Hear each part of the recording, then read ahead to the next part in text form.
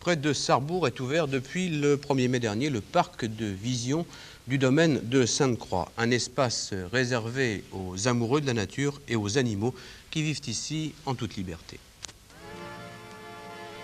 Le parc de vision du domaine de Sainte-Croix, près de Rhodes, se trouve dans la zone dite des étangs de Moselle, une zone privilégiée qui forme la partie est du parc naturel régional de Lorraine. Ce parc n'est ni un zoo ni une réserve, mais un endroit où vivent en liberté des animaux de nos régions. En fait, c'est la nature dans son ensemble qui est mise à la portée du public, intéressé, semble-t-il, par ce genre d'expérience, puisque plus de 10 000 personnes ont déjà visité le parc depuis son ouverture le 1er mai. Un bilan satisfaisant qui récompense une initiative courageuse, car le but des responsables du parc est de réapprendre aux visiteurs à voir, écouter et sentir, une attitude inhabituelle pour beaucoup. Le rôle d'un parc animalier, c'est vraiment, en tout cas pour ce qui concerne Sainte-Croix, c'était défini dans la vision de Gérald Singer, c'était dans l'ADN du parc, vraiment son ADN. C'est reconnecter les gens à la nature, faire de l'éducation à l'environnement. Je me suis rendu compte qu'on connaissait bien, si vous voulez, la faune africaine, mais la faune régionale, sur la grande région, les gens ne la connaissaient pas. Et j'ai voulu faire connaître, si vous voulez, cette faune, aussi bien sur le plan pédagogique et à tous les niveaux, aux Français. La pédagogie à Sainte-Croix est partout, même là où on ne s'en rend pas compte. La pédagogie, bien sûr, quand on parle de pédagogie, on pense à éducation, aux enfants, mais la pédagogie, c'est aussi pour les visiteurs adultes. Donc quand on fait des panneaux, quand on fait des animations, c'est de la pédagogie. La pédagogie, c'est pour apprendre aux gens à utiliser l'environnement qu'ils ont autour d'eux. Il est important de le faire ici parce que ce qu'on va leur enseigner ici, enseigner c'est un grand mot, c'est plutôt de la sensibilisation que nous faisons plutôt que de l'éducation. On sensibilise à l'environnement, à leur milieu de vie. Et si on peut semer une petite graine ici et dire aux gens, faites attention à ce qui vous entoure, eh bien, ce qu'ils vont faire ici, ce qu'ils vont apprendre ici, ils vont le répercuter à l'extérieur. Et c'est ça qui est très important pour moi. Et c'est pour ça que Sainte-Croix est un formidable outil pour cette préservation de l'environnement, pour que les gens puissent acquérir quelques informations et les répercuter dans leur vie de tous les jours. Beaucoup d'écoles. Nous avons environ, si vous voulez, la première année, quand on a démarré, on avait 2000 scolaires. Maintenant, nous tournons autour de 30 000 scolaires. Et qui est surtout, le parc va encore s'améliorer sur le plan pédagogique, puisque les pouvoirs publics s'intéressent maintenant au parc animalier de Sainte-Croix. C'est d'ailleurs une très très bonne chose, surtout du côté pédagogique, sur la formation des enfants. À l'occasion, le directeur du parc se transforme en professeur. C'est des moutons. Donc, il y a une maman mouton. Et comment on appelle le bébé? Un agneau. Un agneau.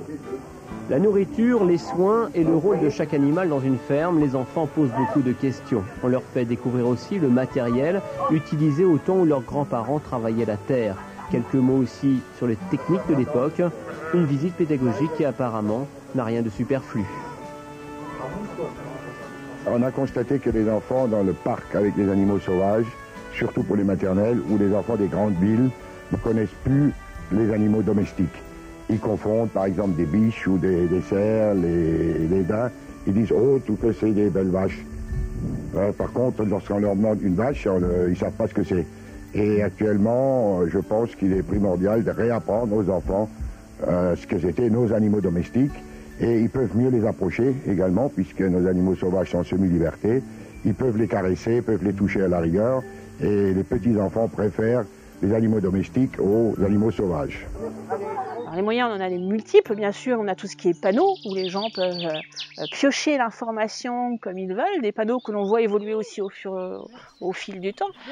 On a bien sûr les guides. L'humain est un formidable vecteur, alors que ce soit les soigneurs, que ce soit les animateurs. On est tous des vecteurs pour l'éducation à l'environnement, pour la sensibilisation et pour le respect en règle générale. Alors, c'est vrai qu'on a une spécificité, il me semble qu'on a une spécificité au sein du parc animalier de Sainte-Croix, c'est la pédagogie par le spectacle. C'est-à-dire qu'on va passer des messages aux petits, mais également aux grands, parce que les spectacles sont faits pour les enfants de 3 à 99 ans. Je l'ai toujours dit, on l'a peut-être déjà entendu dans certaines vidéos, mais voilà, en tout cas 3 à 99 ans.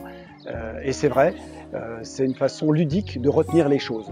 Donc on a bien sûr toute la muséographie, les panneaux de très très bons animateurs, mais en plus de cela, on a des personnages d'où ma tenue aujourd'hui qui est toujours un petit peu atypique. Voilà, mais c'est ça, on cherche à passer des messages par le spectacle.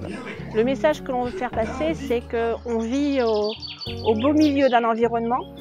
Le message, il évolue avec le temps. Au début du voyage de Néo, on était plutôt dans le message il faut prendre conscience de la fragilité de la nature. Connaissons la nature, prenons conscience de la fragilité. 10 ans après, malheureusement, c'est attention, on tire la sonnette d'alarme, il y a urgence. Maintenant, il faut agir. C'est le moment ou jamais, parce que si on continue comme ça, eh bien, il ne restera plus grand-chose à nos descendants. Le rôle le plus important des parcs animaliers, c'est la pédagogie. Nous, on doit convaincre les visiteurs que la conservation, la préservation de la nature autour de nous et aussi dans les pays très loin d'ici est très important pour l'avenir de notre planète, pour l'avenir de l'humanité. Et donc la pédagogie est une des tâches les plus importantes pour les parcs animaliers. Mais juste la pédagogie, c'est pas assez, donc on doit être aussi très actif dans les autres domaines, par exemple la conservation. Et la conservation, ça pourrait être aussi de soutenir des projets existants dans la nature. Donc, ça veut dire que récolter d'argent et envoyer d'argent aux projets et aider les projets avec une assistance technique, parfois à développer leurs projets. Comme ça, on peut avoir vraiment une influence sur toutes les mesures de conservation dans la nature. Sainte-Croix Biodiversité est née fin 2016 pour prendre le relais aussi au niveau du travail que faisait l'association avant par rapport à la récolte de fonds pour soutenir les associations de protection de la nature. Et donc en fait, ça a permis de prendre le relais sur cette récolte et de créer du coup le parrainage, de mettre en place ce système de dons pour les particuliers, le système de mécénat aussi, et du coup cette relation aux associations.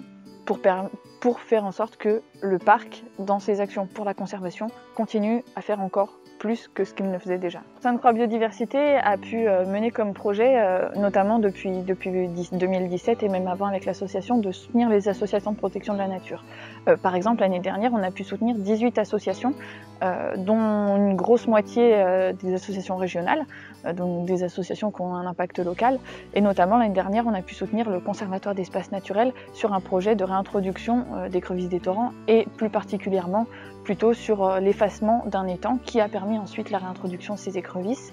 On a pu aussi soutenir d'autres associations comme le Red Panda Network qui protège les pandas roux et qui a permis cette année de financer le salaire complet d'un gardien de forêt qui protège la forêt là-bas et qui donc protège les pandas roux. Et après, sur le parc, par exemple, c'est justement la stabilisation et le développement d'un stand de sensibilisation à travers une ancienne étable qui était avant utilisée pour les aurochs sur le sentier Nouveau Monde et qui maintenant en fait nous sert de base pour faire un endroit lié à la conservation et parler des associations, parler des projets. Après, c'est aussi participer à des programmes de réintroduction. Donc par exemple, l'année dernière, on a 2 femelles bisons d'Europe qui sont reparties en Azerbaïdjan en relation avec le WWF de là-bas. Et puis on a différents projets comme la réintroduction de 2 jeunes chouettes de l'Oural qui sont nés cette année, qui vont partir en Allemagne. Ou alors par exemple l'arrivée des cistules d'Europe au parc animalier de Sainte-Croix. Je suis venu ici en 2014 avec ma femme qui a travaillé aussi dans le parc. Et nous avons choisi Sainte-Croix parce qu'on a vu que c'est un parc très sérieux, où le bien-être des animaux est très important, où il y a des grands espaces et où la direction a trouvé ça important de continuer à améliorer la vie des animaux, améliorer et développer les rôles importants des parcs animaliers modernes, ce qui est la pédagogie et surtout aussi la conservation de la nature. Sainte-Croix, c'est le mot le plus important, je pense, c'est l'espace, que les animaux, ils ont beaucoup d'espace. Et ça, c'est une des bases pour les parcs animaliers. Il faut donner, si possible, aux animaux beaucoup d'espace parce que comme ça, ils peuvent avoir leur comportement naturel, ils peuvent avoir une très bonne vie. Le fait de travailler au quotidien avec tous ces animaux implique qu'on les considère un peu comme nos propres animaux, qu'on doit en prendre soin et être très attentif à eux. Mais en même temps, ce ne sont pas nos animaux et ça reste pour la plupart des animaux sauvages, donc il y a une certaine distance à garder avec eux. Au quotidien, nous devons apporter aux animaux une alimentation et un milieu de vie adaptés à leurs besoins naturels. Il y a toute une équipe de soigneurs qui s'occupent d'eux, avec en plus une vétérinaire. pour leur apporter des soins quotidiens, des soins vétérinaires adaptés. Alors, c'est vrai qu'au départ, quand j'ai commencé à travailler ici, le parc n'était pas tel qu'on le connaît là, et c'est vrai que j'occupais différents postes en une journée. C'est-à-dire que je commençais en tant que soigneur. Le matin, à midi, je me retrouvais en restauration à faire du service. L'après-midi, j'étais animateur, et le soir, je retournais m'occuper des animaux, donc à nouveau en soigneur. Et là où ça a changé, c'est que vu qu'on a grandi, on se professionnalise un petit peu, on a sectorisé un petit peu tout, et là je suis donc maintenant responsable événementiel. Comme dit, je fais toujours des spectacles, mais il n'empêche quand on a l'habitude de faire un petit peu tout, on est toujours un petit peu multiservice, on va dire. On touche à tout. Le premier souvenir, c'était quand j'ai visité ici pour parler avec la direction, et j'ai vu tout de suite que c'était un parc très bien développé, très naturel, très grand, beaucoup d'espace pour les animaux, donc bonne qualité de vie pour les animaux. Et j'ai vu beaucoup de la pédagogie et beaucoup des panneaux, et je trouve ça très important dans les parcs animaliers. Ah oui, des anecdotes, en 25 ans, il y en a beaucoup. Après, il y a des anecdotes qui ont vraiment été marquantes, notamment en 1999, décembre 99, la tempête. Alors ça, c'était une folle journée qui commençait tout à fait normalement. C'est-à-dire que quand j'étais soigneur, on était à l'époque que 2 soigneurs pour s'occuper de tous les animaux du parc. Et à 8 h, on commence le boulot, la prise de boulot, et pensais faire une journée normale pour rentrer rapidement pour fêter et prendre le repas de Noël du 26. Et en fait, à 10 h, le vent a commencé à souffler. Et là où on se rend compte que c'est impressionnant, c'est quand on a des chênes de cette taille-là qui commencent à tomber un petit peu partout en forêt, que quand je passe la digue de l'étang des Ours, je me serais cru en Bretagne avec des embruns qui passaient au-dessus de nous. J'ai dit, il y a quelque chose qui ne va pas. Et donc, c'était vraiment une folle journée. Et puis après, bien sûr, autre moment, encore un autre moment un peu difficile, c'était le feu en 2006, bien sûr. Et sinon, dans les bombes, en 2005, oh là là, oui, quand on passe 25 ans, on se mélange en 2005, le feu en 2005.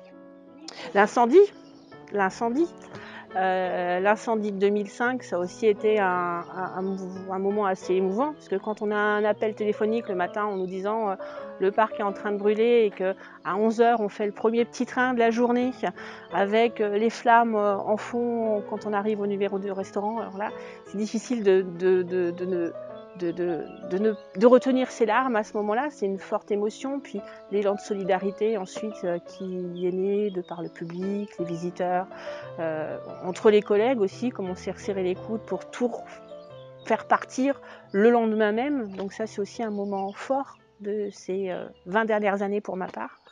L'inauguration de Bubo le hibou reste un moment aussi assez fort où avec Yannick, on monte un spectacle très rapidement. Les marionnettes que l'on fabrique nous-mêmes sont à peine sèches et on doit jouer une partie de spectacle devant la télévision, en direct, devant Roger Carrel. Donc c'est aussi des moments assez émouvants. Ah oui, d'accord, oui, tout à fait. À se voir jeune, c'est vrai que il me semble qu'à l'époque, j'étais quand même un peu plus bronzé que ça. Je ne sais pas ce qui s'était passé à l'époque, mais j'étais beaucoup plus bronzé que ça. Et c'est vrai que c'était l'inauguration de Bubo le hibou avec Roger Carrel qui était là. Et avec Alexandra, justement, on venait de créer un spectacle qui s'intitulait Le Voyage des ours, un très joli spectacle poétique, un conte cigane qu'on avait mis en scène. Et on l'a joué pour la première fois devant Monsieur Roger Carrel en live sur la télé. C'était vraiment de fortes émotions, mais je pense que c'est pareil. Il ne faut pas avoir peur de tout ça, il faut y aller. Il faut vraiment y aller, il faut se lancer. Et une fois qu'on a fait ces choses-là, on peut tout faire. Donc, lancez-vous. Et je dois dire que tout à l'heure, j'étais un peu ému quand je suis repassé à Sarrebourg parce que je cherchais le théâtre. Effectivement, j'ai vu que le théâtre où nous avions joué, c'était un cinéma. C'était ça le but de Bubo à la base, c'est de présenter la Moselle. Après nous, le Bubo, le bâtiment qu'on appelait Bubo, qui maintenant s'appelle la Grange à spectacle. La Grange à spectacle, nous ça a été un lieu fortement riche en émotions parce qu'on y a fait tous les spectacles d'Halloween.